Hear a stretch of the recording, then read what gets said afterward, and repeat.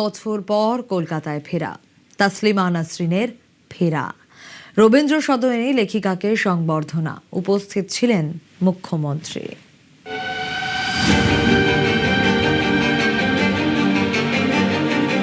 কলকাতা, এত বছর আমি তোমাকে প্রশ্ন করেছি, আমি তোমার কি ক্ষতি করেছিলাম?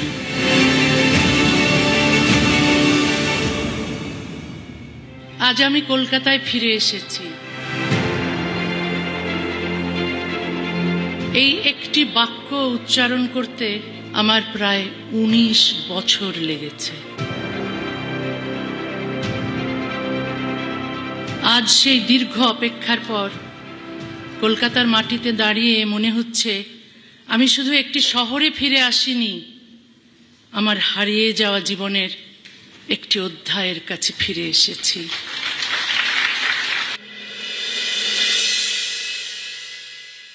ইতিহাস যেমন মনে রাখে কারা দরজা বন্ধ করেছিল, ইতিহাস তেমনি মনে রাখে কারা দরজা খুলেছিল। বছর 20 পর ঘরে ফেরা, চেনা গন্ধের কাছে ফেরা। বছর 20 পর তাসলিমা নাসরিনের কলকাতায় ফেরা। 2 দশক পর ফের প্রিয় শহরে, ফের কলকাতার মঞ্চে।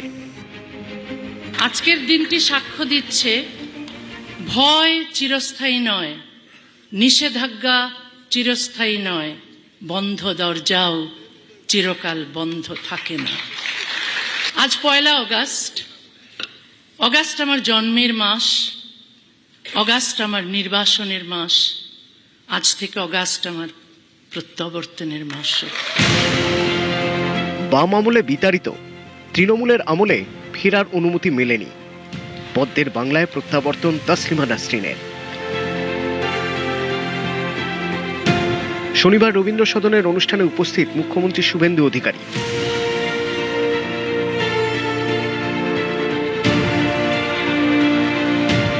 পশ্চিমবঙ্গে সবার আসার সুযোগ রয়েছে, সবার কথা বলার বাক স্বাধীনতা রয়েছে এবং আজকে অত্যন্ত প্রিয় সম্মানীয় লেখিকা তসলিমা নাসরিন মহোদয়া এই বঙ্গভূমিতে গতকাল পদার্পণ করেছেন, আজকে কর্মসূচি করছেন। এটার মধ্য দিয়ে প্রমাণিত হয়েছে এখানে কোনো ভাবে ধমক চমক, দেখে নেব, আটকে দেব, এসব জিনিস অতীত হয়ে গেছে। পশ্চিমবঙ্গে আপনি স্বাগত। একবার নয়, আপনি যখনই মনে করবেন বারে বারে আসবেন। সুরক্ষিত পশ্চিমবঙ্গে আপনাকে নিরাপত্তা দেওয়ার দায়িত্ব রাজ্যের মুখ্যমন্ত্রী তথা পুলিশ মন্ত্রী শুভেন্দু অধিকারীর। 20 বছর পর ঘরে ফেরা, চোখে জল, গলায় আবেগ, সবকিছু কলকাতার জন্য। এক বাংলায় আমার জন্ম, আরেক বাংলায় হারিয়ে যাওয়া ঘর খুঁজে পেয়েছিলাম।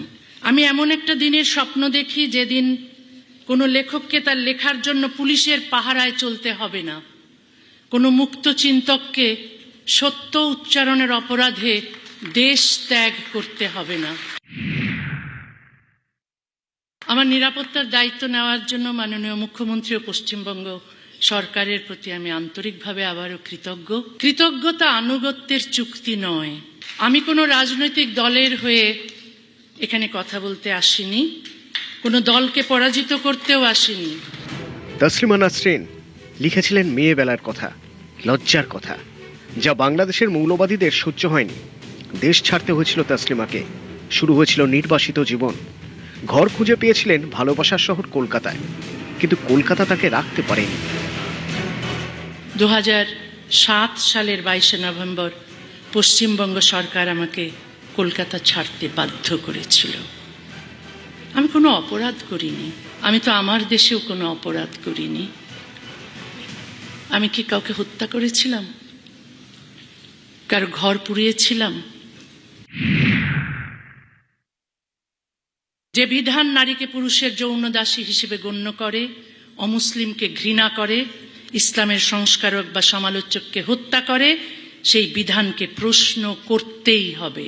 আরো বেদনাদায়ক হলো মুসলিম সমাজকে অন্ধকারে রাখতে শুধু ইসলামী উগ্রপন্থীরাই সক্রিয় নন, তথাকথিত প্রগতিশীল ও বামপন্থীদের একটি অংশ এই অচলাবস্থাকে রক্ষা করেন।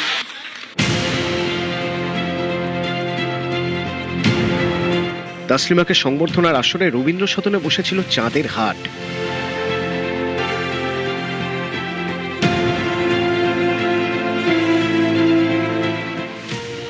মুখ্যমন্ত্রী ওখানে তাসলিমাকে বলে গেল যে আপনি যখন ইচ্ছে আসবেন, একদিনের জন্য আসবেন, 3 দিনের জন্য আসবেন, 1 মাসের জন্য আসবেন, আমরা আপনার সুরক্ষা দেব।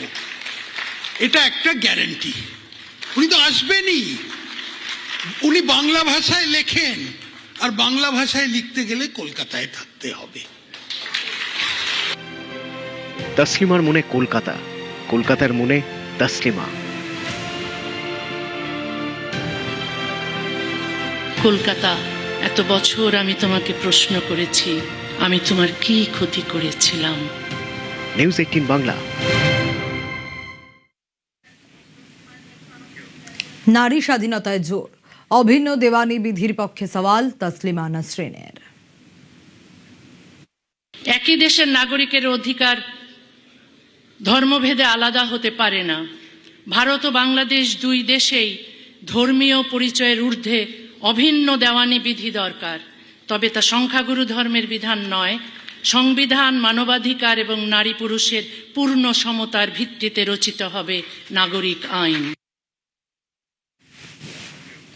7 নম্বর রডন স্ট্রিট, এখানেই ছিল তাসলিমার বাড়ি। 2007 সালে এই বাড়ি ছেড়ে চলে যেতে হয়েছিল তাসলিমা নাসরিনকে। এই বাড়ি নিয়েই তিনি লিখেছিলেন আমার কলকাতার বাড়ি কবিতা। তাসলিমার সেই বাড়ি থেকে নিউজ 18 বাংলার এক্সক্লুসিভ রিপোর্ট। বাড়িটা তুই কেমন আছিস, তোর বুঝি খুব একলা লাগে? আমার কলকাতার বাড়ি এই কবিতায় তসলিমা নাসরিন যে কবিতা লিখেছিলেন, আমি সেই বাড়িতে দাঁড়িয়ে রয়েছি।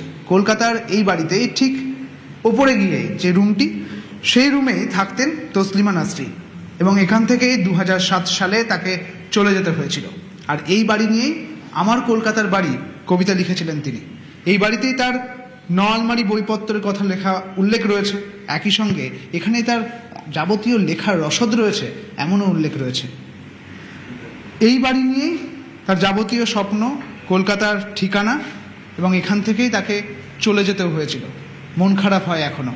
তাই কলকাতায় যখন তসলিমা নাসরিন প্রায় 18 বছর পর, তখন এখানেই তিনি আরও একবার আসতে চাইছেন, দেখতে চাইছেন এই বাড়িটা কেমন আছে।